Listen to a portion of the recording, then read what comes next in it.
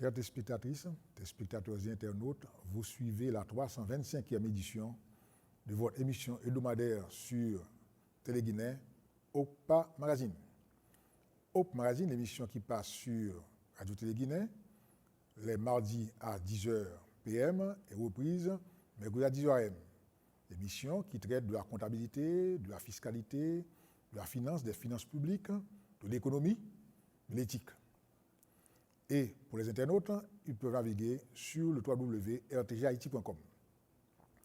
À cette 325e édition, nous avons retenu pour thème Économie haïtienne, quelle perspective en 2017.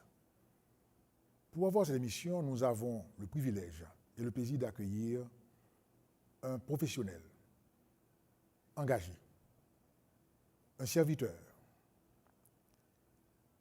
un chercheur qui a bien voulu se rendre disponible pour partager avec nous le fruit de ses recherches. Il s'agit de l'économiste Edzer Emile. Professeur Emile, bienvenue à notre émission. Et M. Payan, c'est un plaisir d'être reçu aujourd'hui. Et je salue tous les téléspectatrices et téléspectateurs de Télé-Guinée, de Radio Guinée également, des auditeurs et auditrices, et principalement les fidèles branchés de l'émission OPA Magazine. Encore une fois, j'espère que le moment qu'on va passer ensemble va être un moment fructueux et utile pour chacun de nous et surtout les gens qui nous suivent. Très bien. Merci. Sur ce, on prend une pause, on vous revient.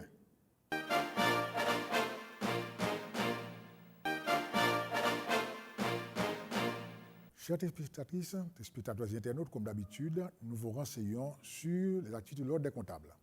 L'Ordre reçoit l'inscription en son local au numéro 17 de la rue El-Bossan.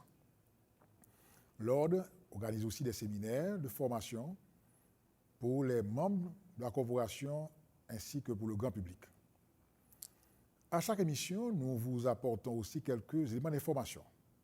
Comme nous sommes au cours du mois de janvier et la date limite pour le dépôt des déclarations définitives est le 31 janvier, nous rappelons aux salariés particulièrement, lorsqu'ils ont un crédit d'impôt, ils peuvent écrire à la Direction générale des impôts pour récupérer ce crédit d'impôt.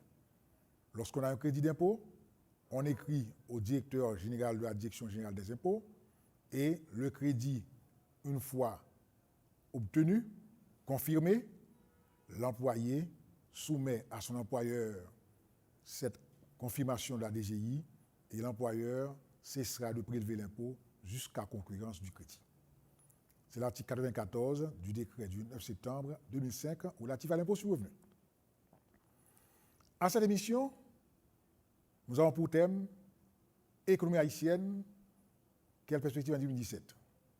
Dès qu'on parle d'économie, on voit budget, on parle de croissance, on voit aussi les agents économiques en tant que consommateurs, investisseurs, producteurs. Et le commun des mortels aussi est intéressé. Aussi, la première question que nous allons adresser à notre invité, M. Emile, quelle est votre lecture de cette situation économique tant compliquée pour le commun des mortels? Bon, et il faut regarder l'économie de plusieurs perspectives. Premièrement, il y a des indicateurs structurels. Exemple, l'emploi, par exemple. On pourrait dire la production de manière générale. Mais il y a aussi des indicateurs structurels qui évoluent au fur et à mesure et puis on a quand même des évolutions dans un sens comme dans l'autre. On pourrait prendre aussi l'énergie comme un facteur important au niveau de la croissance. On pourrait prendre l'agriculture. Donc ce sont des éléments de l'économie mais qui ont des défis structurels. Cela veut dire que leur problème ne date pas d'hier. Le problème ne date pas du gouvernement passé. Maintenant, on est dans un contexte particulier, c'est qu'on est au deuxième trimestre de l'année fiscale en cours. Donc, il y a d'abord une évaluation à faire de l'année passée, et aussi il faut regarder le contexte actuel et les perspectives de l'année à venir. Maintenant, il faut dire que l'année passée, l'année écoulée, l'année économique particulièrement, a été marquée par un ralentissement économique. Donc, les chiffres sont là. On a eu une croissance de 1,4% du produit intérieur brut. C'est quand même un taux de croissance faible mais supérieur par rapport à l'année antérieure. Donc cela veut dire que ce n'est pas nécessairement très mauvais vu que ça a été mieux que l'année antérieure en parlant de l'année 2015, qui était de 1,2%. Ça, c'est une première chose. Donc cela veut dire que là déjà, il faut dire qu'il y avait quand même un minimum de satisfaction, mais la particularité de 2016, c'est parce que cette croissance a été soutenue principalement par l'agriculture, ce qui est une bonne chose. Très bien. Donc l'agriculture a enregistré une croissance de plus de 3% contre moins 5% en 2015. Donc en d'autres termes, l'agriculture haïtienne a été le vrai champion des activités économiques de 2016. Maintenant, le gros problème, c'est que très tôt à cette nouvelle année de 2016-2017, on a été frappé de ce phénomène qu'on appelle l'ouragan Mathieu, qui a dévasté pratiquement tout le Grand Sud. Donc, qui a mis l'agriculture en grande situation, en grande difficulté. Donc, ce qui fait que les perspectives pour la nouvelle année ne sont pas nécessairement encourageantes. Maintenant, à part de cela, il faut regarder les paramètres comme le taux de change. Donc, ça continue, la dépréciation continue. Et encore une fois, ce n'est pas juste un bâton magique qui va faire changer les données. Donc, c'est quand même le résultat d'un ensemble de déséquilibres au niveau structurel surtout. Maintenant, il y a l'inflation qui est à 2 chiffres, autour de 14%. Donc, cela veut dire quoi pour les auditeurs et téléspectateurs? Cela veut dire que sur un an, entre novembre 2015 et novembre 2016, donc les prix dans l'économie ont augmenté d'à peu près de 14%. Ça veut dire que si on prend en général, si tous les produits ont été vendus à 100 goudes, donc après un an, les produits maintenant valent 114 goudes. Donc maintenant, si on met ça à 200, on va comprendre que ça va être 228. Maintenant, ça c'est un aspect. Maintenant, l'autre élément important qu'il faut regarder, et ça c'est très important pour nous, notamment à la veille d'une nouvelle administration dans l'État, c'est la gestion des finances publiques. S'il y a une chose, je ne suis pas en train de dire que c'est la seule chose, mais s'il y a une chose que ce gouvernement actuel peut être fier, okay, ça devrait être la discipline au niveau des finances publiques. Maintenant, je le dis, quelqu'un de l'extérieur peut ne pas comprendre, parce qu'il y a quand même des arriérés de salaire. On dit qu'on n'a pas payé des professeurs, on n'a pas payé, il y a eu des retards au niveau du personnel de santé. Il y a quand même des demandes d'ajustement par-ci et par-là. Il y a des projets qui n'ont pas été financés. Mais maintenant, quand on regarde les données, il faut comprendre que pendant cette année, on n'a pas eu des dettes internes additionnelles. Donc, l'État n'a pas eu à être financé par la BRH, avec ce qu'on appelle le financement monétaire qu'on a l'habitude de le faire, avec des milliards de gouttes.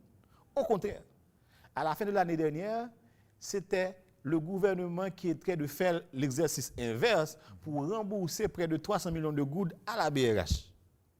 Donc, cela veut dire que cette situation nous a permis quand même de jeter les bases, pour moi, d'une discipline au niveau des finances qui est extrêmement importante.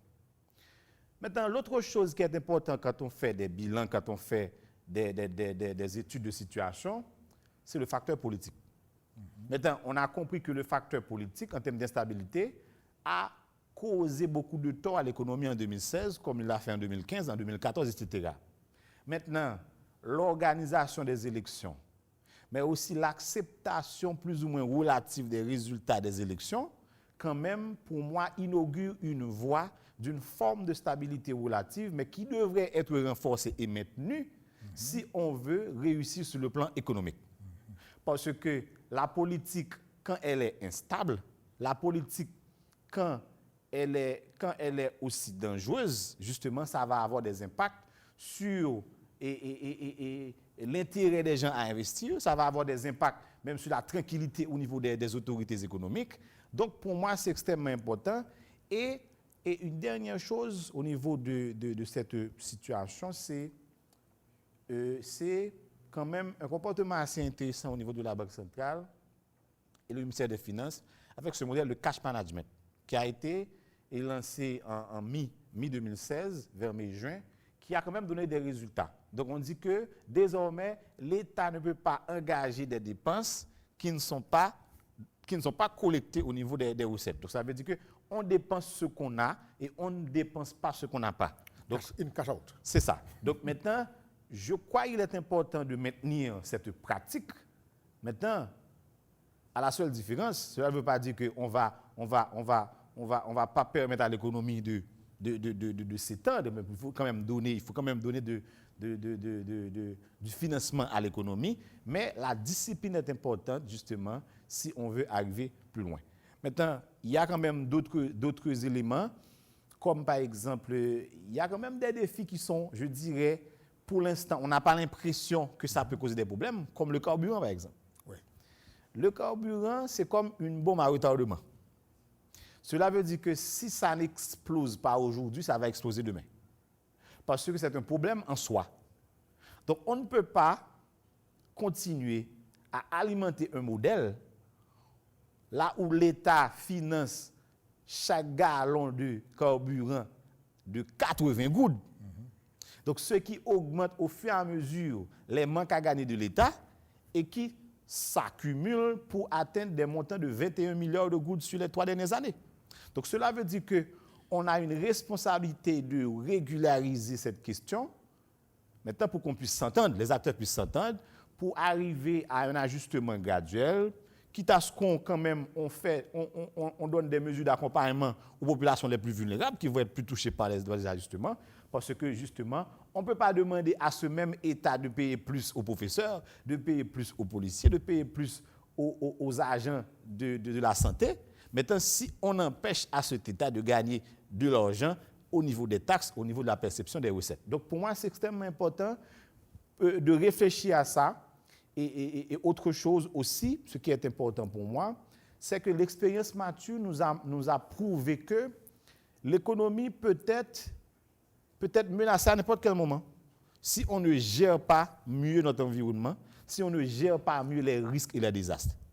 Et les chiffres de la Banque mondiale, dans un rapport publié l'année dernière, ont démontré que les désastres, les catastrophes naturelles au cours des 10 dernières années en Haïti ont causé des pertes et dommages dans l'ordre de 12 milliards de dollars américains, ce qui dépasse notre PIB annuel. Donc cela veut dire que, pour moi, la stabilité politique est importante, mais aussi un meilleur comportement vis-à-vis des désastres, des risques de catastrophes, etc., justement, avec tout ce que ça exige maintenant pour rentrer dans une dynamique meilleure. Maintenant, une dernière chose pour parler de la situation, c'est que aujourd'hui, et je vais le dire, peut-être la première fois que je vais le dire, le plus grand défi au niveau de la gestion de ce pays aujourd'hui, c'est le financement de nos projets d'investissement. Joseph Martelly, comme René Préval, ils avaient Petro-Caribé. Aujourd'hui, on n'a pas le Petro-Caribé. Donc la grande question, c'est comment on va financer les projets. Parce que le budget qu'on a aujourd'hui ne peut même pas bien supporter ce qu'on appelle les dépenses courantes de l'État.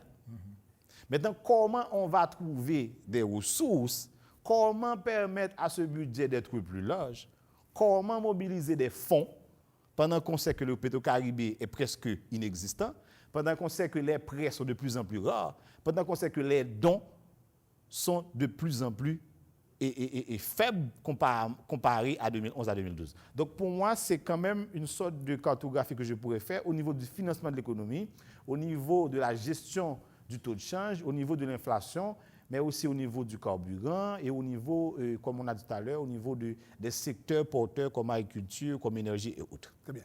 Mais alors, on ne va pas mentionner peut-être l'effet de la balance des commerciales et également un point sur lequel vous attirez votre attention. Nous avons un budget de 121 milliards de goudes et, je dirais, le service de la dette en termes d'intérêt dans le budget 2016-2017, ça représente 11 milliards de gouttes d'intérêt. Alors, c'est presque 10% à peu près. Oui. Alors, dans ce dilemme-là, quoi faire? Bon, encore une fois, j'ai un article que j'ai en train de préparer qui va être publié cette semaine, probablement demain ou jeudi. Je vais le soumettre tout à l'heure, où j'ai j'essaie quand même de signaler ou même d'évoquer je dirais certaines pistes. Certaines pistes. Pourquoi? Parce que, encore une fois, c'est un grand dilemme. Parce que, écoutez, on a hérité quand même des choses assez difficiles. Hein. Et je parle de manière cumulative. Hein. Oui. Mais c'est un pays qui n'a pas été bien géré depuis longtemps. Donc on ne va pas mettre la stabilité sur X ou Y. Maintenant, le Petro-Caribé a été une occasion ratée. Maintenant, on n'a pas utilisé le Petro-Caribé de manière optimale. On a fait des choses, hein, mais on n'a pas fait suffisamment. Mais le pire, c'est que justement, comme vous l'avez mentionné, le service de la dette, justement, représente une partie assez importante. Et des fois, on n'a pas l'impression qu'on a cette charge de payer les dettes. Notamment, le Petro-Caribé était un contrat sur 25 ans, donc on paie sur 25 ans avec 1% d'intérêt. Donc, on achète du carburant, à peu près 14 à 20 000 barils par jour. On achète, on consomme, on utilise l'argent. Mais en réalité, on ne sait pas qu'on parle d'une forme de prêt. Le Petro-Caribé, ce n'est pas un don. Maintenant, qu'est-ce que ça donne par la suite? Une fois arrivé, on est devant l'évidence, donc on voit que justement, on a des dettes. Et qu'est-ce que ça fait? Quand on a des dettes et on n'arrive pas à les payer, quand on a des services comme des intérêts à payer, qu'on n'arrive pas à donner sur une base régulière, la conséquence principale, c'est que les gens qui avaient l'habitude de nous donner des prêts, justement, ils vont cesser de le faire. Oui, on devient insolvable. On devient insolvable, et c'est ça notre situation aujourd'hui. Donc c'est une mauvaise situation. Et c'est justement parce qu'on n'a pas pu payer les dettes. Donc quand vous avez des dettes accumulées comme ça, donc en général, on débouche sur les annulations de dettes, ce qui est vu par certains comme une bonne chose, quand on annule vos dettes, mais en soi, c'est une mauvaise chose. Parce qu'en annulant vos dettes, vous n'êtes plus éligible pour de nouveaux prêts. C'est ça. Donc, c'est une situation assez difficile. Je crois que c'est quand même un bon point à mentionner pour que les prochains dirigeants, les prochaines autorités puissent prendre des mesures pour payer, que ce soit au niveau du Venezuela, mais aussi d'autres prêts bilatéraux et multilatéraux, maintenant pour redonner de la confiance, pour quand même donner l'image d'un pays plus solvable, qui peut vraiment faire des affaires, justement, parce qu'on ne pourra pas développer des projets avec juste un petit budget de 121 milliards de gouttes, avec des contributions domestiques d'environ 60 à 64 milliards de gouttes. Donc, il faut quand même trouver des moyens ailleurs, mais si on n'a pas l'image d'un pays solvable, un pays discipliné et responsable, on ne pourra pas convaincre des gens. Et c'est aussi valable pour quelqu'un qui veut emprunter, qui veut faire un prêt à la banque. Donc, arriver à la banque, et votre solvabilité, c'est le premier critère.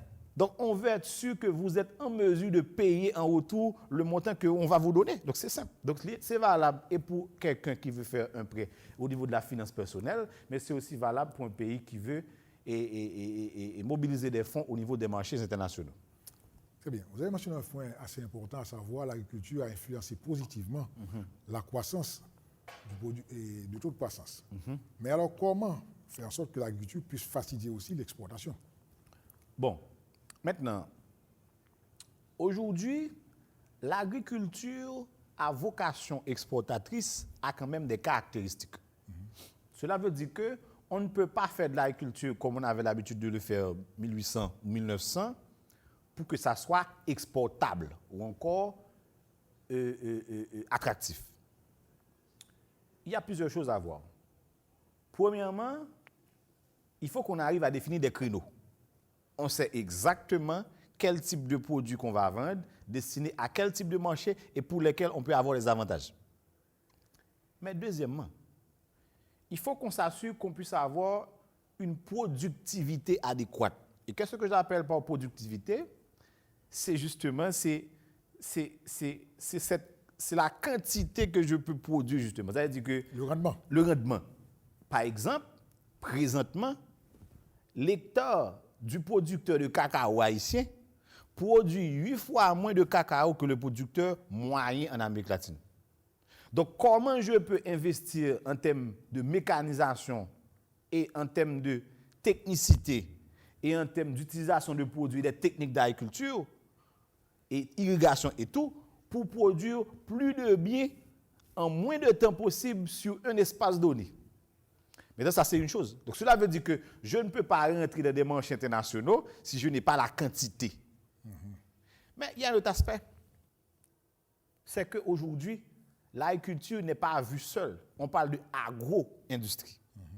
Donc, c'est comment Haïti peut allier agriculture et industrie pour produire des biens plus finis. Parce que les biens primaires se vendent à trop bon marché, ne sont plus compétitifs, ne sont plus attractifs.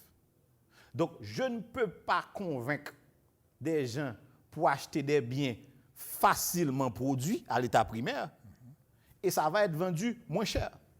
Donc, la question maintenant, c'est comment je peux produire du cacao, mais du cacao transformé. Donc, ça veut dire que agro-industrie.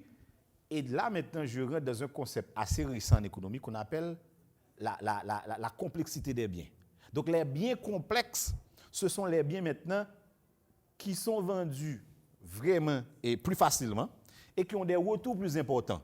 En d'autres termes, un sac de cacao va avoir un prix longtemps plus faible que juste un petit chocolat. Et c'est exactement ce que les Européens, particulièrement les Suisses par exemple, qui achètent de tonnes de cacao à l'état primaire au niveau de Côte d'Ivoire, maintenant qu'ils les transforment pour produire du chocolat.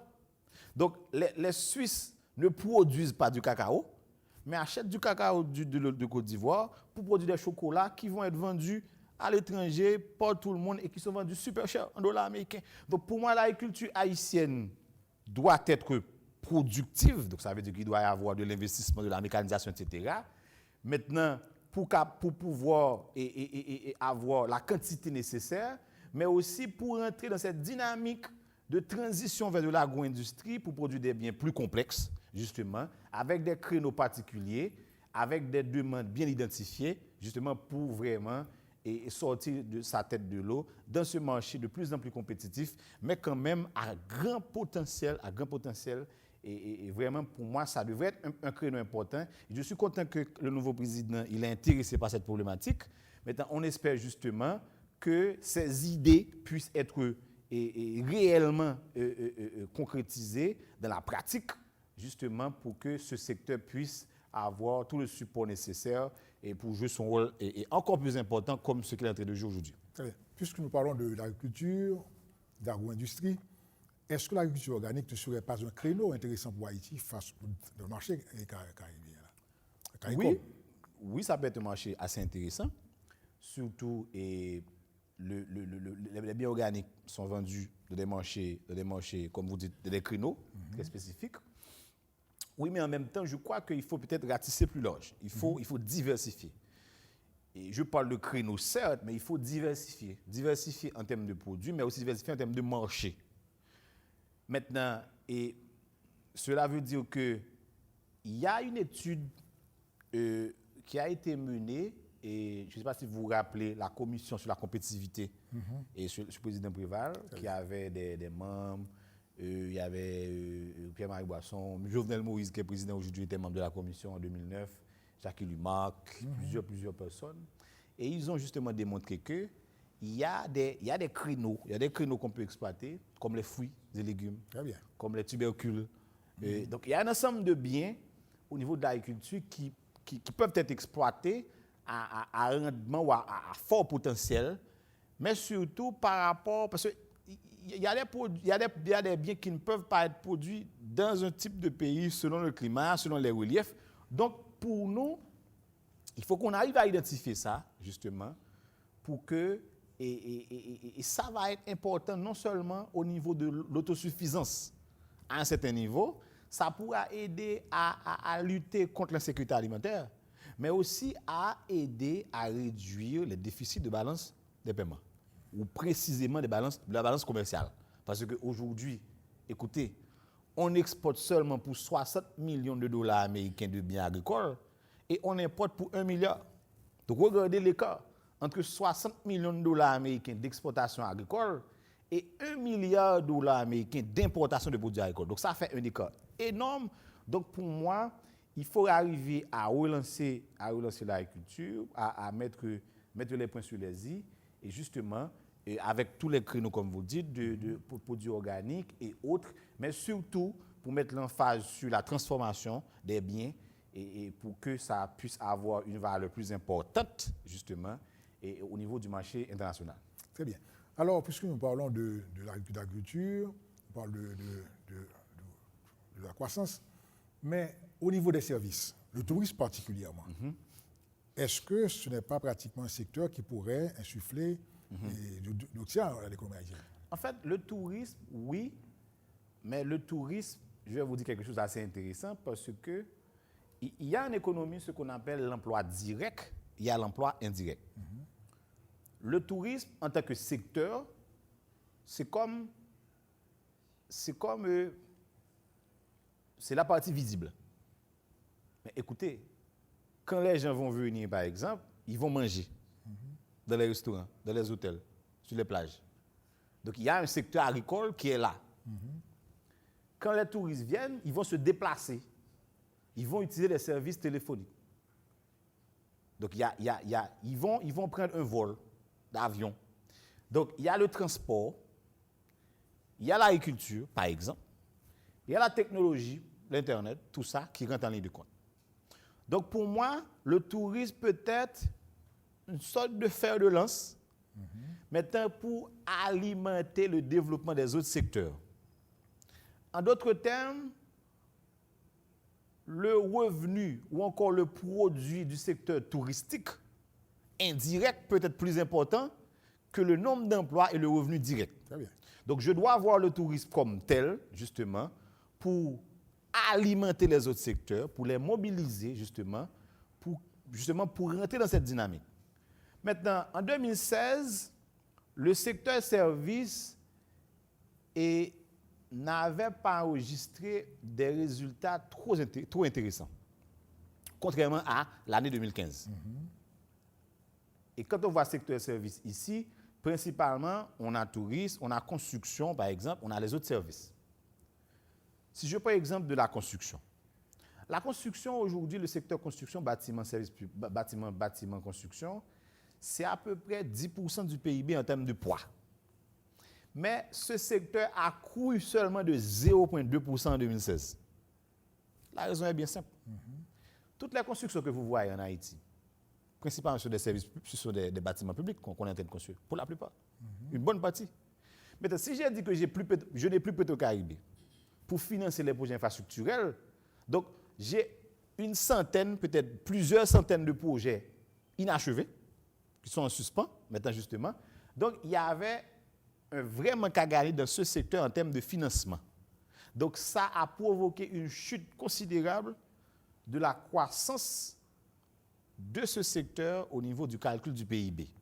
Et c'est pour ça justement que j'ai dit que c'est l'agriculture qui a pu aider à permettre quand même qu'on puisse avoir un taux de croissance supérieur à 1%. Sinon, ça pourrait être déjà négatif depuis en 2016, heureusement. Maintenant, c'est quand même bien de parler du secteur service parce que les pays développés, justement, ont des secteurs de services assez forts, assez importants. Et aujourd'hui, en Haïti, le secteur de services, c'est 55% du PIB. Ce n'est pas négligeable. C'est beaucoup. L'agriculture, c'est 20%. Mais le secteur service est très lié à la stabilité au niveau macro. Si vous avez un pays instable politiquement, avec des élections qui durent à jamais, comme l'année dernière, comme en 2015, donc vous ne pouvez pas vous attendre à des flux de touristes, à des flux importants de touristes, ou encore à des investissements au niveau des services, des investissements supplémentaires au niveau des services. Donc, pour moi, une fois qu'on arrive à maîtriser, ou encore à plus ou moins maîtriser l'élément, le facteur politique, à ce moment-là, ce serait très facile pour nous non seulement d'attirer les investissements au niveau des services, au niveau de l'hôtellerie, de la restauration, pour redynamiser. D'ailleurs, on a quand même des bases assez importantes. Avec Stéphanie Vildouin, il y a toute une dynamique, il y a toute une image qui est en train d'être créée, mais il faut partir sur cette base pour renforcer, maintenant pour faire plus, avec tous les aspects, il faut diversifier l'offre touristique, il faut travailler sur les infrastructures, sur l'accès au niveau des routes, mais aussi au niveau de la santé. Là encore, c'est un secteur important du tourisme. On ne va pas parler de tourisme si on a un secteur de santé délabré. Donc, les touristes, pour la plupart, ce sont des adultes, pour la plupart, des adultes de 40, 50, 60 ans, étrangers. Mais s'ils viennent en province, s'ils arrivent dans le nord, dans le sud, il n'y a même pas un dispensaire qui peut donner des soins. C'est quand même un aspect important pour eux. C'est un risque élevé pour eux. Donc, c'est pour vous dire que le tourisme a un potentiel important, mais il faut voir le tourisme dans le sens général, avec des secteurs quand même, je dirais, invisibles, entre guillemets, qui vont l'alimenter, comme l'agriculture, comme le transport, comme l'énergie et autres. Très bien. Donc, comme vous le suivez, le tourisme est là, ce service est là pour supporter l'économie, mais en même temps aussi, il faut qu'on prenne une pause. Si on prend une pause, on vous revient.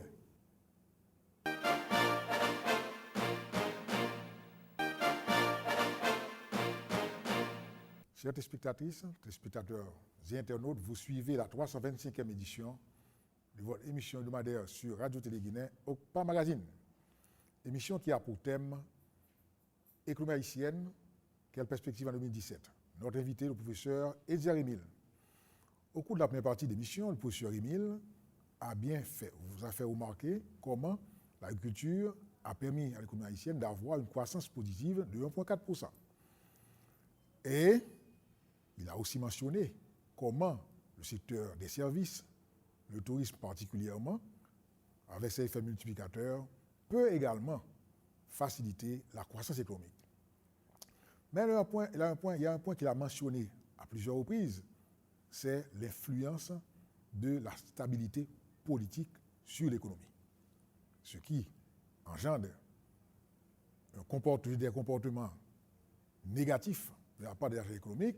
À ce moment-là, on ne peut pas en principe espérer avoir d'investissement lorsque l'investisseur ou l'agent économique ne voit pas le futur. Le professeur Emile, avant la pause, a mentionné pour vous comment les administrateurs, les nouveaux administrateurs de ce pays ont du pain sur la planche, les grands défis. Et en détail, nous allons voir, pour cette seconde partie de l'émission, les grands défis qui attendent la nouvelle administration. Mais avant de passer à cette partie-là, professeur Emile, est-ce que l'agent économique ne devrait pas s'alarmer face, je dirais, à l'information savoir, il faut s'attendre à une croissance négative en 2016-2017? Oui, effectivement, la Banque mondiale vient de publier récemment un rapport sur les prévisions de croissance au niveau mondial. Mais ce qui nous intéresse principalement, c'est la croissance prévue pour Haïti, qui est le taux de moins 0,6% pour 2017.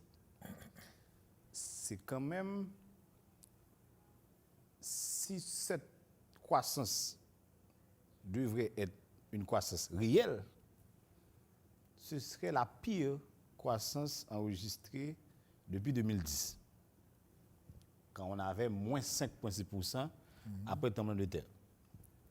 Maintenant, cela veut dire déjà que nous avons entamé l'année d'une très mauvaise manière.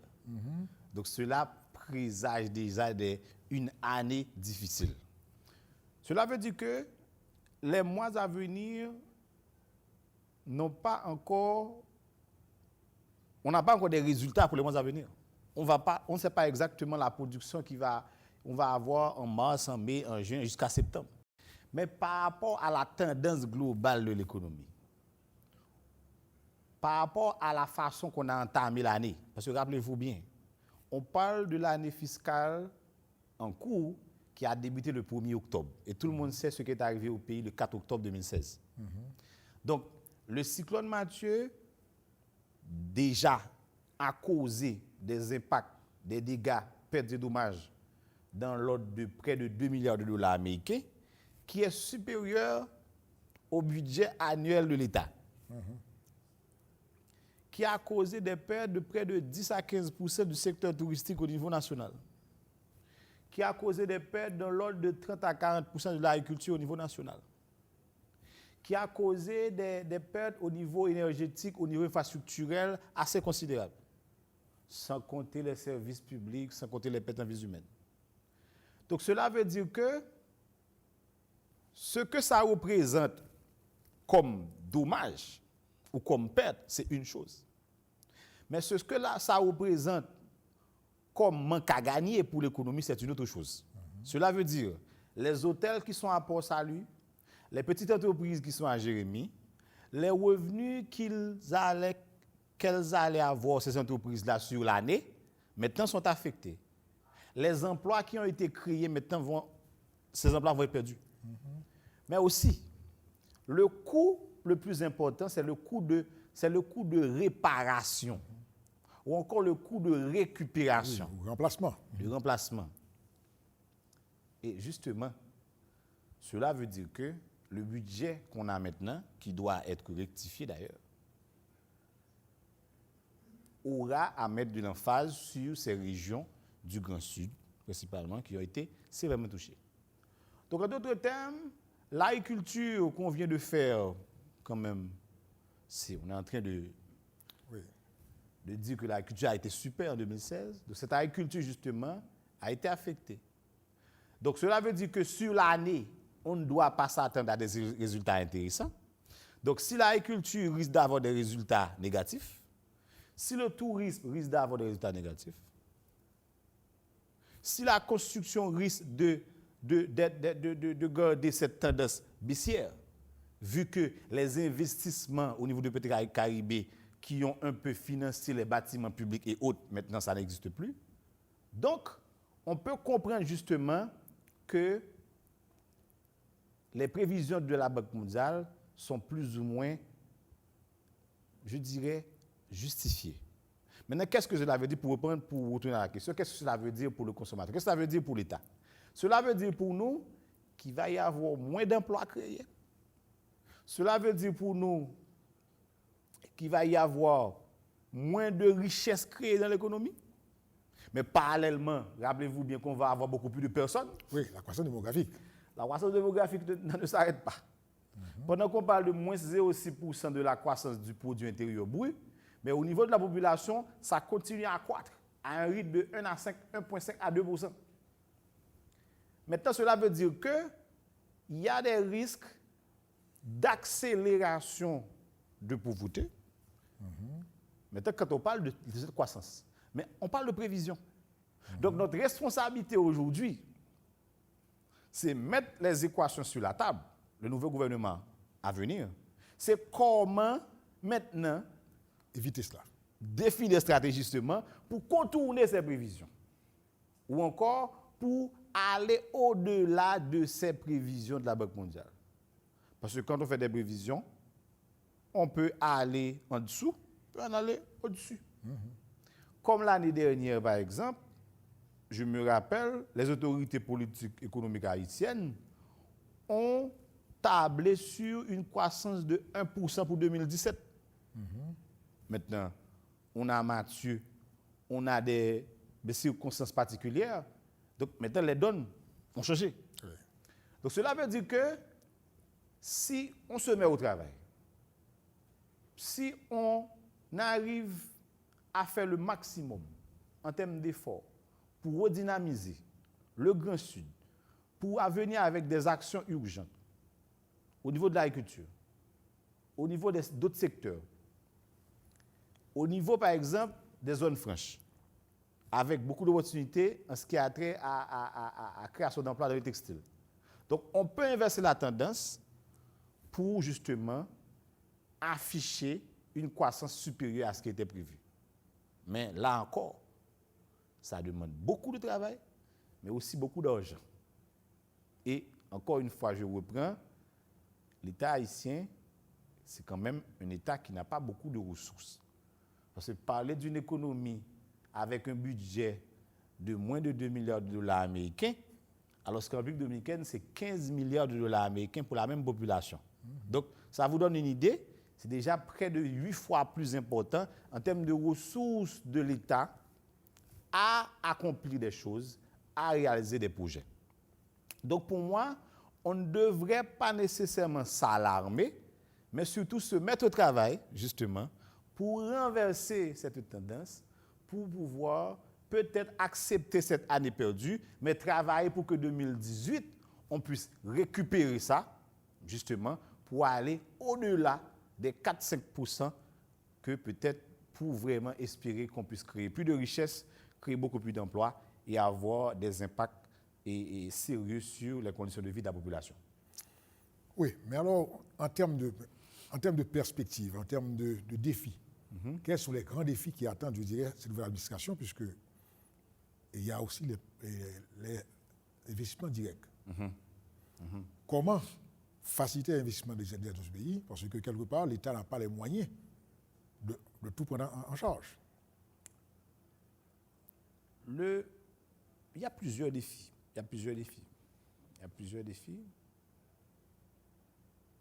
Le premier défi que je pourrais considérer, c'est le défi du maintien de la stabilité politique. Là, je ne suis pas dans l'économie. L'image, il faut vendre l'image.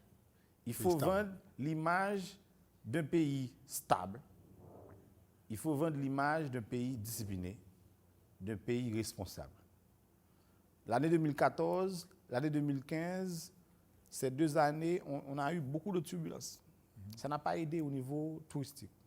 Ça n'a pas aidé au niveau des investissements directs étrangers. Écoutez, on a chuté énormément en termes d'investissements directs étrangers. On est passé de 176 millions, 180 millions par année à 99 millions en 2014, à 101 millions en 2015. Alors qu'en République dominicaine, on parle de 2 à 3 milliards. Maintenant, ça c'est le grand défi. Il faut que la nouvelle administration arrive à maintenir cette stabilité relative pour que cette stabilité soit plus profonde, soit plus durable. Les Dominicains, ils ont réalisé ce qu'ils ont réalisé aujourd'hui, et ils le disaient haut et fort.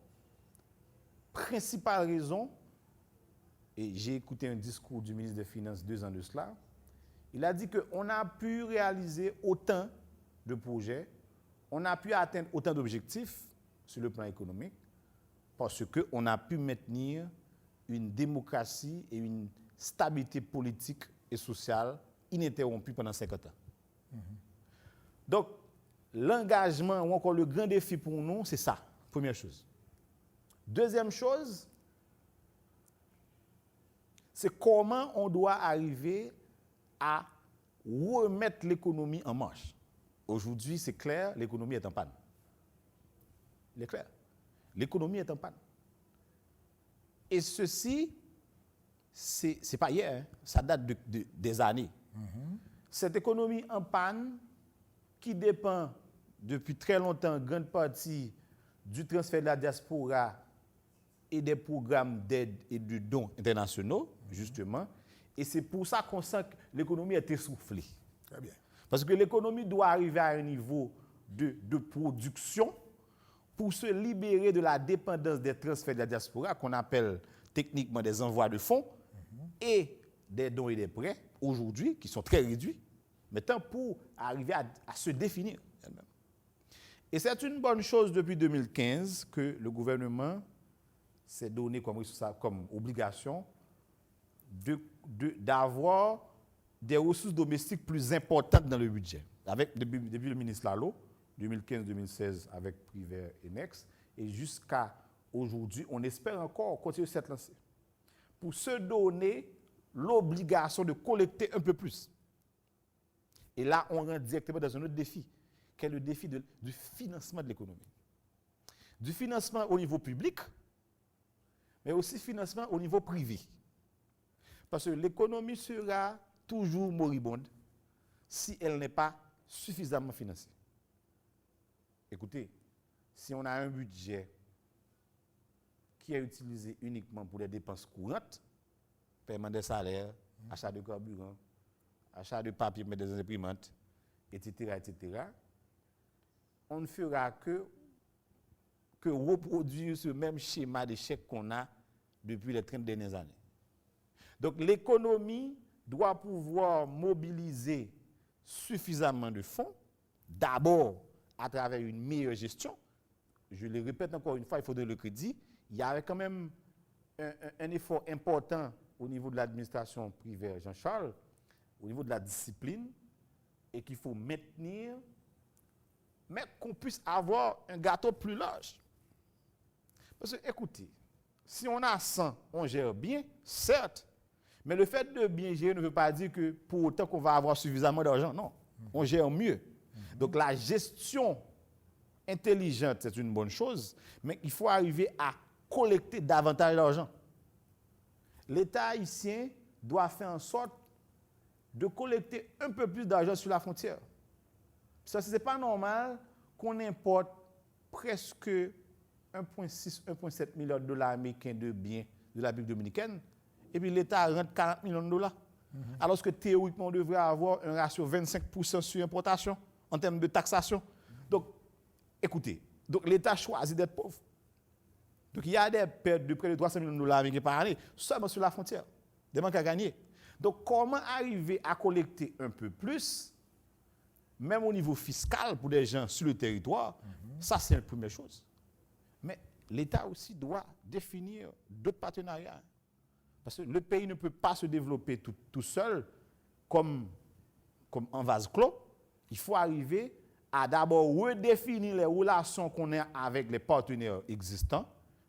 Écoutez, on ne peut pas avoir ces mêmes rapports avec FMI, Banque mondiale, l'USAID, etc. Il faut qu'on arrive à redéfinir les rapports. Mais aussi trouver de nouveaux acteurs. Et comment?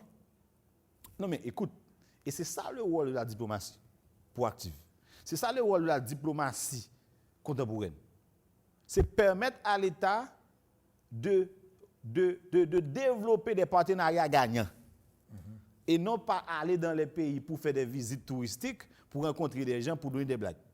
Donc, aujourd'hui, ce qui est important justement, c'est arriver à définir des rapports, notamment au niveau du BRICS. Donc, les nouveaux pays émergents, les Brésil, Russie, Inde, Chine, Afrique du Sud, ce qu'on appelle les BRICS, ce sont les maîtres du monde aujourd'hui. On ne peut pas construire des économies sans ces gens aujourd'hui. Donc, il faut arriver à définir de nouveaux modèles avec de nouveaux partenaires et avec tout ça, travailler à ce qu'on améliore l'image du pays, justement, parce que, écoutez, Haïti doit rentrer encore une fois sur le marché des prêts. Parce que tous les pays du monde font des prêts pour développer leurs activités d'investissement, c'est clair. La Dominicaine le fait, la Jamaïque le fait, tout le monde le fait. Soit ils partent sur les marchés financiers pour vendre des bons, soit qu'ils partent sur les marchés bilatéraux pour faire des prêts. Maintenant, nous, en tant qu'Haïtiens, on ne peut pas prêter justement, on ne peut pas emprunter parce que on est insolvable jusqu'à cette date. Donc, cela veut dire qu'il faut qu'on arrive à mettre de l'ordre dans nos affaires, justement, pour vendre une image de responsable, une image de solvabilité, une image de discipline, pour qu'on arrive à reconvaincre les anciens partenaires, reconvaincre les anciens et partenaires financiers du pays, pour qu'on nous donne encore des prêts, parce qu'il y a des projets en attente, il y a des projets inachevés qui peuvent avoir des impacts assez importants sur l'activité en Haïti. Très bien. Maintenant, j'ai une question peut-être embarrassante. Est-ce que l'État ne veut pas offrir l'image de consommateur rationnel aussi? Ça, c'est un aspect important que j'avais omis jusqu'à cette date, jusqu'à cette minute. En fait, et c'est très important, ce que je veux dire, c'est la gestion des dépenses rationnelles, c'est déjà une forme d'économie. C'est-à-dire qu'on fait de l'économie quand on dépense mieux, quand on dépense plus intelligemment. Très bien. D'ailleurs, c'est une source de revenus. Hein. Le fait qu'on dépense mieux. Je n'ai pas dit dépense moins, j'ai dit mieux. Pourquoi? Parce que c'est quand même bon aussi pour que l'État d'investir ou encore de faire des dépenses, de financer, d'acheter des biens et des services. Parce que, écoutez, dans la formule de détermination du PIB, okay, de la formule la plus utilisée, il y a G, ça s'appelle dépenses gouvernementales. Donc, c'est quand même un facteur important aussi au niveau de la détermination du PIB. Mais, justement, c'est de ça que je parle. Je parle de discipline. il faut renforcer la discipline. Il faut renforcer la discipline, sinon, on va continuer à faire des choix pas intelligents. Parce que même les investissements publics, des fois, on les questionne. Est-ce que c'est pertinent? Est-ce que c'est opportun? C'est ça. Est-ce que c'est rentable? Donc, pour moi, la question doit être posée à ce niveau-là. Donc, comment arriver à augmenter l'assiette? Mais deuxièmement, comme vous dites, comment arriver à mieux gérer ce qu'on a pour qu'on dépense plus intelligemment? Parce que chaque penny, chaque goutte, chaque dollar qu'on dépense, on doit être sûr de l'impact que ça peut avoir sur la production, l'impact que ça peut avoir sur l'amélioration des services, l'impact que ça peut avoir dans la lutte contre la pauvreté.